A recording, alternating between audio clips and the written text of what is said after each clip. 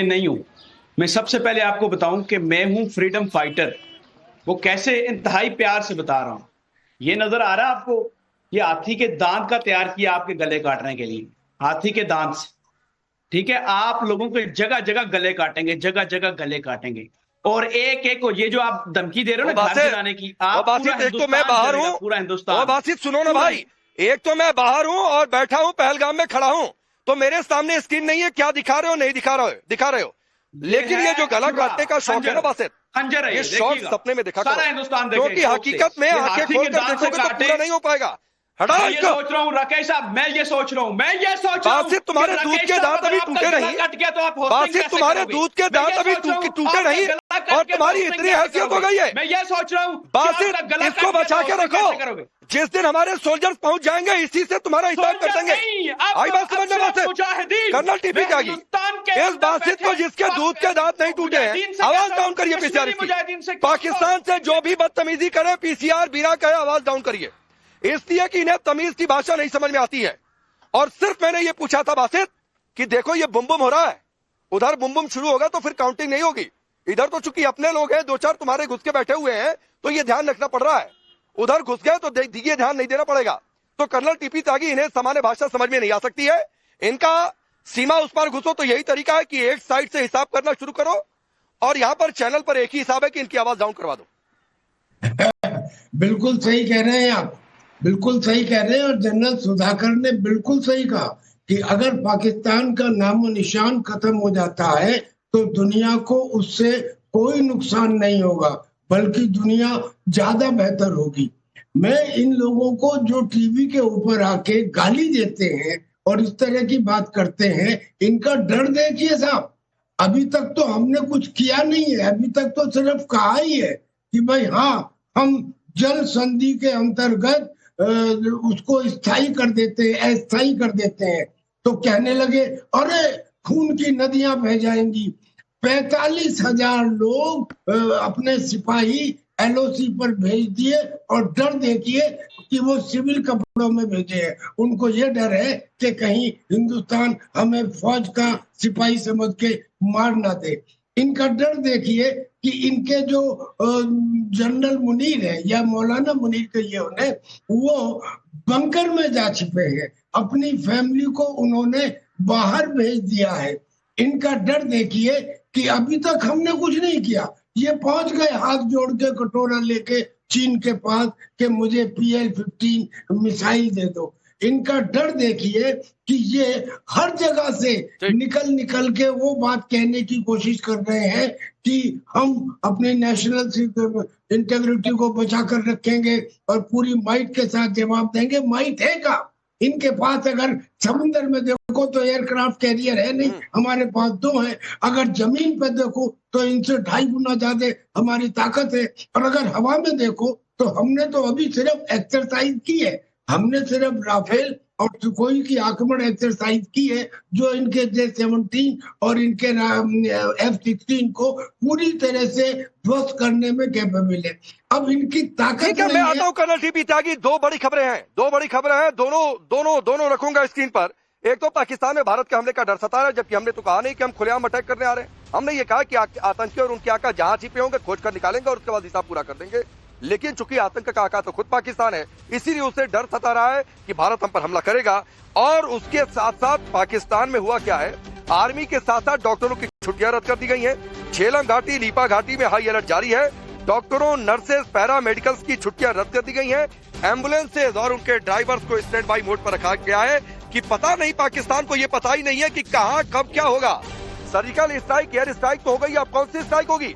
पाकिस्तान के लोग कैलकुलेट कर रहे हैं, उंगलियों पर गिन रहे हैं। हालत ये हो गई है, लोग रात भर सो नहीं पा रहे हैं। जितने वहां पर ट्रेनिंग कैंप है, ट्रेनर कैंप है, वहां से आतंकियों को एयरलिफ्ट करवाया जा रहा है। ISI ने कहा है कि भाई अंडरग्राउंड हो जाओ और कल गलती से पब्लिक प्लेस पर दिखने की गलती मत करना। पता नहीं कौन सा अनजान आदमी कहां घूम रहा हो, किसको कहां ठोक दे नहीं पता है, इसलिए ISI पूरे एहतियात बरत रही है। राजस्थान से लगती जो सीमा है भारत की ओर से जैसलमेर से आप जाइए, करीब 225 किलोमीटर दूर जैश का हेडक्वार्टर है। एक शील्ड खड़ी कर दी गई है, और शील्ड इसलिए खड़ी की गई है ताकि इधर से कहीं जैश का ही हेडक्वार्टर न उड़ा दिया जाए। तो ये डर है पाकिस्तान का, इसलिए पैरामेडिकल्स की छुट्टियां रद्द की गई हैं। और इसके साथ ही एक और बड़ी खबर है, और बड़ी खबर यह है कि पहलगाम हमले के बाद भारत एक्शन में है। भारत ने एंटी शिप मिसाइल से फायरिंग की है। अरब सागर में जो युद्धपोत हमारे तैनात हैं उनसे फायरिंग की गई है, एक प्रैक्टिस की गई है, धार तेज किया जा रहा है। तो भाई बासित एक सब्जी काटने वाला चाकू लेकर आ गए थे, दिखा रहे थे, ये देखो अरब सागर में युद्धपोत दिख रहा है कि नहीं, जरा दिखाइए भाई इस बासित को स्क्रीन पर। ये देखो मिसाइलों की फायरिंग और रेंज तो आपने जो फायरिंग की मेरे इलाके पे, पता नहीं क्या खत्म कल आप डर गए थे, आपने मेरे इलाके पे फायरिंग करके दिखाई है कल के शो के बाद। मैं आपको एक बात बताऊं, आप राकेश साहब, सबसे पहला सवाल तो आपसे पूछ रहा हूं मैं, मुझे बताओ जब आपका गला कट जाएगा आप होस्टिंग कैसे करोगे? एक प्यार से जवाब दे दो बस, गला होस्टिंग कैसे करो आपका गला जब काट देंगे, इसका जवाब चाहिए पहले। आओ, हैसियत है, बासित खड़ा हूं इसी पहलगाम में, आओ ना, इसी पहलगाम में खड़ा हूं, हैसियत है तुम्हारी, हैसियत है तुम्हारी बासित। मैं पहलगाम में आ जाओ, हैसियत है तो आपको मैं दिल्ली में इसी बैतूल घाटी में भेजा था ना अपने 2 टके के आतंकियों को, भाड़े के कट्टुओं को भेजा था ना, दिल्ली खड़ा हूं ना इसी पहलगाम में, आ जाओ, आ जाओ, हैसियत है तो दिल्ली मुंबई में आ जाओ, हैसियत है तो बासित, आ जाओ, इस बार आ जाओ बासित, हैसियत है तो आ जाओ, आ जाओ, ये सब्जी चाकू, नहीं तुम ये सब्जी काटने का चाकू लेकर घूमते रहो भाई, सब्जियां काटो घर में जाके, तुम इसी लायक हो, तुम्हारे दूध के दांत टूटे नहीं है के दांत से, तो आप बासित एक का गला। और मेरी बात सुने, एक बार बात सुने, कल आपने कश्मीरियों से सख्त नफरत का नहीं, जाओ अभी कश्मीर आपका है, बासित जाकर आपने पानी छोड़ा, दरियाए झेलम, दरियाए नीलम में ज्यादा पानी छोड़ा और उससे दिखाया कि आपने, उससे कश्मीर इफेक्ट होता है और कोई नहीं इफेक्ट होता। आपने दिखाया कि हम कश्मीरियों से नफरत करते हैं और यकीन करें कश्मीरी भी आपसे टिम्बर के सोटे के साथ उतनी ही नफरत करते। अरे आ जाओ ना, मैं तो कह रहा हूं, मैं तो कश्मीरियों के बीच खड़ा हूं बासित, कहीं बाहर थोड़ी नहीं खड़ा हूं, साउथ कश्मीर में खड़ा हूं, पहलगाम खड़ा हूं, यहाँ से 10 किलोमीटर भी नहीं है वैसरन, जहाँ तुमने 2 कौड़ी के आतंकियों को भेजा था। स्टे कहाँ पे, स्टे किस जगह पे कश्मीर में? 10 किलोमीटर दूर भी नहीं है, आ जाओ, हैसियत है तो मैं तो कहता हूँ। होटल का नाम बताएं, होटल का नाम, और कश्मीरियों के बीच खड़ा हूँ। अगर फटा ना मेरा नाम बदल देना, होटल का नाम आ जाओ, पता कर ले बासित, होटल का नाम बताओ पहलगाम में, आ जाओ बासित, मैं कहता हूँ आ जाओ, कल भी आए थे, क्यों नहीं आ गए? 24 घंटे कम पड़ गए क्या बासित? होटल का नाम नहीं बता रहे, तुम्हें बासित, होटल का नाम नहीं बता रहे, तो सुधाकर जी ये हैसियत है। होटल का नाम बताओ, होटल अरे का अभी नाम बताओ, होटल का नाम बताओ पहलगाम में, होटल का नाम बताओ लाइव, होटल किस अच्छा, होटल स्टे है? आ जाओ, आ जाओ, जल्द आ जाओ, यहीं पर खड़ा हूँ, इसी सड़क पर खड़ा हूँ, अगले 24 घंटे आ जाओ, की बात है, आ जाओ यही सड़क पर खड़ा हूँ बासित, फ्रीडम फाइटर्स, चलो आ जाओ, चल की बात है, आ जाओ यही सड़क पर खड़ा हूँ बासित, फ्रीडम फाइटर्स, चलो आ जाओ, चलो रुक जाओ। अजीम भट्ट, बोलो। अजीम भट्ट भाई, आपने शुरुआत की थी कि बड़े संजीदगी से गुफ्तगू करना चाहते हैं, तो भाई संजीदगी ये गीदड़ बच्चों पर आकर रुकती है क्या? संजीदगी इस बात पर नहीं आती है कि आर्मी कॉमर्शियल एक्टिविटी में ज्यादा इन्वॉल्व है। आसिम मुनीर का परिवार विदेश चला गया है, आसिम मुनीर पर तो खुद आरोप है कि फॉरेन में प्रॉपर्टीज खड़ी कर रखी हुई है। आपके सारे जनरल से एक एम्पायर खड़ा कर लेते हैं, लड़ने के अलावा सारा काम संभाल लेती है सेना। अच्छा, अगेन मैं फिर कोशिश करूंगा इस बार कि आप तहम्मुल से मेरी बात सुन लें, क्योंकि मैं इस तरह की डिबेट्स का हिस्सा नहीं बनता। आई एम रियली सॉरी, क्योंकि मैं इस तरह की जो टीआरपी बेस होती हैं उनकी मेरे से गुफ्तगू नहीं होती। फिर बिलो द बेल्ट अगर जाना है तो वो आपकी मर्जी होती है।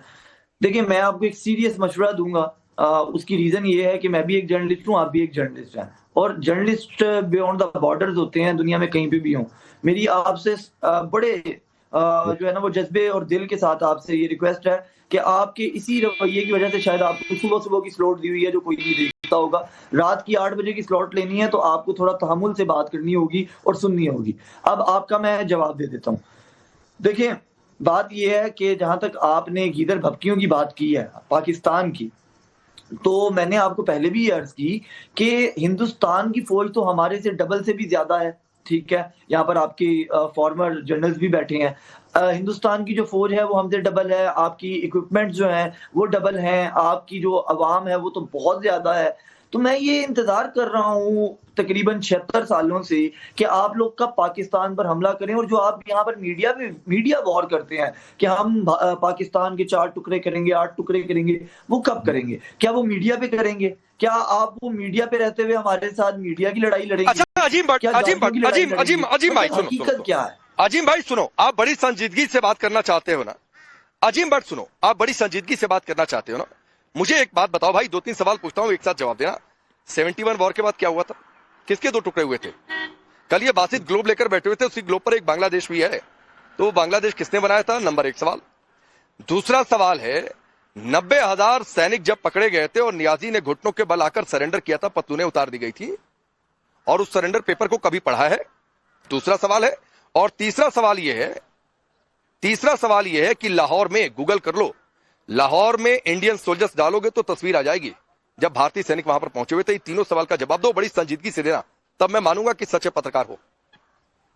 चलिए, बहुत शुक्रिया। मुझे बड़ा अफसोस हुआ कि आपकी रिसर्च थोड़ी खराब है। मैं आपको तीनों सवालों का जवाब देता हूँ। जहां तक 1971 की वॉर की बात है, तो उसके दो एस्पेक्ट्स हैं। उसके अंदर बिल्कुल आप लोगों ने जो इन्वेड किया और इंटरनेशनल लॉज की खिलाफ वर्जी करते हुए एक मुल्क के अंदर आपने आके मुक्तिबानी बना के प्रॉक्सी वॉर की, और उसके ऊपर जो रिजल्ट हुआ वो पाकिस्तान से आपने इस पाकिस्तान को लिया। लेकिन अब आप ये अंदाजा करें कि इस वक्त वहां पर जो आपने 50 साल बीज बोया, वहां पर आज नारा ये लग रहा है कि तुम ही कौन हम ही कौन, रजाकार रजाकार। तो आपको उसका जवाब तो मिल गया कि 50 साल की आपकी इन्वेस्टमेंट जो है वो चले गई 0/0। अब आ जाते, देखिए आप मेरी अच्छा अजीम भाई ये बताओ, पाकिस्तान के 2 टुकड़े हुए थे कि नहीं? हाँ या ना? काटिएगा। पाकिस्तान के 2 टुकड़े 71 वॉर के बाद हुए थे कि नहीं? मैं आपको जवाब दे रहा हूँ। नहीं, मैं आपके पास भरपूर समय दूंगा, तनाव मत लो। हम हिंदुस्तानी किसी के साथ अन्याय नहीं करते हैं, अच्छे भी आदमी बुरे भी आदमी, बुरे आदमी को बराबर। हाँ मैं जवाब दे रहा हूँ, मुझे एक छोटी छोटी बात है, फिर आप बोल लेना, मैं भरपूर समय दूंगा, कोई चिंता की बात नहीं। आपने मुझे कहा कि हाँ ले रहा हूँ, पाकिस्तान के 2 टुकड़े हुए थे कि नहीं 71 वॉर के बाद? अच्छा हाँ मैं संजीदगी से ही पूछ रहा हूँ मेरे भाई, संजीदगी से ही पूछ रहा हूँ मैं, बस ये तो जवाब ले, इंटरप्ट ना करें ना मेरे भाई, इंटरप्ट ना करें ना। फिर मैं जवाब आपको तीनों के दे रहा हूँ ना, फिर उसके बाद आप जो चाहे बोलिएगा। क्या वो पकड़े गए थे, आई एम सॉरी मुझे नहीं पता। क्या वो पकड़े गए थे, आई एम सॉरी मुझे नहीं पता कि आपने जर्नलिज्म की डिग्री कहां से ली है। आपको ये पता ही नहीं है कि जो उसके अंदर सैनिक थे, जो पाकिस्तान के फौजी थे, उनकी तादाद 34,000 थी, बाकी तमाम ब्यूरोक्रेट्स और सिविलियंस थे, और जो फौजियों की फैमिलीज थी वो थी। तो इस तरीके से वो 90,000 का फिगर बनता है। पहली बात तो ये हो गई। दूसरी बात ये हो गई कि उन 90,000 को जो आपने पकड़ा था, अगर आप में इतनी जान थी, इतनी आपके अंदर हिम्मत थी, तो उनको आपने अपने पास ही क्यों नहीं रखा? आज ऐसा क्यों हुआ कि आपने उनको फौरी वापस कर दिया? ठीक है, हम लोगों ने कुलभूषण यादव को पकड़ा हुआ है और पकड़ के रखेंगे, और मुमकिन है उसको मीनारे पाकिस्तान के अंदर फांसी में भी टांग दें। ठीक है, तो आप उसके लिए भी तैयार रहिएगा। आपने उनको वापस किया, एक बात। अब आ जाते हैं आपके रिसेंट सवाल के अंदर लाहौर वाले के ऊपर। जब लाहौर वाला वाकया बार बार कोट कर रहे हैं, तो मेरे भाई प्रॉक्सी वॉर्स की जहां तक आप बात करेंगे, अभिनंदन को यहाँ पे मार के गिराया था, हमारी फौज के अलावा हमारी आम आवाम ने उसको जूतियां मारी थी। दूसरी बात, यहाँ पर कुलभूषण यादव हमने पकड़ा हुआ है, और कुलभूषण यादव आपके मुंह पे ऐसी कालक है इंटरनेशनली कि जब हमारा दिल करेगा उसको या तो हम मीनारे पाकिस्तान पे टांगेंगे। अरे अजीम भट्ट, चीन ने 2 टूक कह दिया था कि भारत की मिसाइलें तैनात है, 9 बजे से पहले ऐलान कर दो वरना मिसाइल फूट जाएगी पूरे पाकिस्तान पर। तो ये थोथी दलीलें मत दिया करो भाई, ये थोथी दलीलें देते हो तो लोग हंसेंगे आप पर। मैं कह रहा हूं ऐसी जर्नलिज्म मत किया करो कि आपको लोग कहे कि क्या जाति कराकर चले आ रहे हो। मैं आता हूं अजीम भट्ट, यहीं पर आऊंगा। एक बड़ी खबर आ रही है, एक बड़ी खबर आ रही है, और बड़ी खबर यह है कि दवाओं की सप्लाई बंद। तो ये इस वक्त की बड़ी खबर है। पैरा मेडिकल स्टाफ की जो छुट्टियां पाकिस्तान ने बंद की थी, और उसके बाद अब इधर से फैसला लिया गया कि हो गया भाई, बहुत ध्यान रख लिया, अब आगे और बहुत कुछ नहीं होना है। तो इसलिए दवाओं की सप्लाई इधर से तो नहीं होने वाली है, ये तय है। तो ये तस्वीर है, और मैं जरा दिखाता हूं। और मैंने क्यों कहा था अजीम भट्ट की थोड़ा सा गूगल वगैरह भाई पता नहीं नेट आप लोगों क्या कितना चलता है। मैं तो पहलगाम में हूं, देखो 5G चल रहा है। ये तस्वीर आप देखो जरा, अगर देखिए सचिन रावत है, कैमरामैन दिखा सके। ये तस्वीर दिख रही है क्या रावत जी? तस्वीर दिख रही है, ये तस्वीर दिख रही है। पीछे का बोर्ड देखो, पढ़ो, ये कौन सी बटालियन लिखी हुई है भाई? ये आइस स्टेशन बरकी लाहौर डिस्ट्रिक्ट। ये इंडियन सोल्जर्स खड़े थे लाहौर में। मैंने वही कहा था, थोड़ा सा गूगल कर लो मेरे भाई। सरेंडर नामा नहीं याद है तो सुधाकर जी जरा बताइए क्या लिखा हुआ था? जो इनके 90,000 लोगों ने सरेंडर किया था, पत्तूने उतारकर बताइए उस सरेंडर नामे में क्या लिखा होता, जरा याद दिलाइए अजीम भट्ट को, पढ़कर नहीं आते हैं। अच्छा, मैं आपने अच्छा किया कि आप सैनिक की जगह। अजीम साहब बहुत पढ़े लिखे हैं, उनके बातों से। अभी सुन लो अजीम भाई, सुन लो जरा सुधाकर जी को। अजीम साहब बहुत पढ़े लिखे हैं, उनके बातों से लग रहा है हर लफ्ज में काफी वजन है, काफी गहरा व्यक्ति है। तो उनको हम क्या सिखाए, हम तो उनसे सीख रहे हैं उनकी बातों से। मैं सिर्फ याद यही दिलाना चाहता हूं कि अभी समय पलट गया है। 93,000 PW जब आपको दिए थे, they were given the best of the treatment. और उस समय आपको ये भी याद दिलाने के लिए एक चीज, बहुत बड़ी चीज हुई थी कि ये जो टू नेशन थ्योरी के आधार पर पाकिस्तान क्रिएट किया गया था, लैंग्वेज के आधार पर, जाति के आधार पर, रिलीजन के आधार पर, ये टू नेशन थ्योरी का ये खंडन हो गया था। इसकी जो विश्वास और उम्मीदें थे जिसके आधार पर पाकिस्तान का क्रिएशन हुआ था, यहीं पे ये एक सीरियस सेटबैक हुआ था पाकिस्तान की एग्जिस्टेंस के लिए। तब तक तो पाकिस्तान का जो भी कॉन्स्टिट्यूशन था वो टेम्परेरी था। परमानेंट कॉन्स्टिट्यूशन 1973 को बना उनका। 1973 में जब आपका जो बुनियादी चीजें हैं, आर्टिकल 2 अल्फा का अगर पढ़ेंगे, उसमें जो लिखा है जैसे कि कोई एक डेमोक्रेसी या रिपब्लिक होता है, for the people, of the people, by the people, लेकिन आपके कॉन्स्टिट्यूशन में ऐसा कुछ नहीं लिखा है। इसमें लिखा है, थोड़ा सा समय कम है। एक चीज और अजीम भट्ट, मैंने कहा भाई गूगल पर सारी चीजें उपलब्ध हैं। मैंने कहा हो सकता है आपके पाकिस्तान में नेट कम चलता हो, हमारे यहाँ तो पहलगाम, बैसरण, जम्मू कश्मीर के पूरे इलाके में 5G बड़ी दबा के चलता है। तो ये देखो एक और चीज है, जरा ये भी दिखा दीजिए, जूम करिए। यह है इंस्ट्रूमेंट ऑफ सरेंडर, पढ़ लेना भाई गूगल जाके, कर लेना। 1971 16 दिसंबर। और एक और साइन किसके है पता है? अमीर अब्दुल्ला खान नियाजी। तो ये जाके पढ़ लेना भाई। इस एडवाइस के साथ, इस लेटर के साथ आप सभी का बहुत बहुत शुक्रिया। अजीम आपका बहुत बहुत शुक्रिया। और चलते चलते बासित गीदड़ बक्तियों से बाहर निकल आओ। मैंने कहा दूध के दांत टूटे नहीं है, तो पहले जाकर थोड़े से कॉर्नफ्लेक्स और दूध खा लेना, थोड़े से दिमाग में बुद्धि आएगी, बादाम खा लेना, ठीक है, और सब्जियां खा लेना इसी चाकू से काट कर।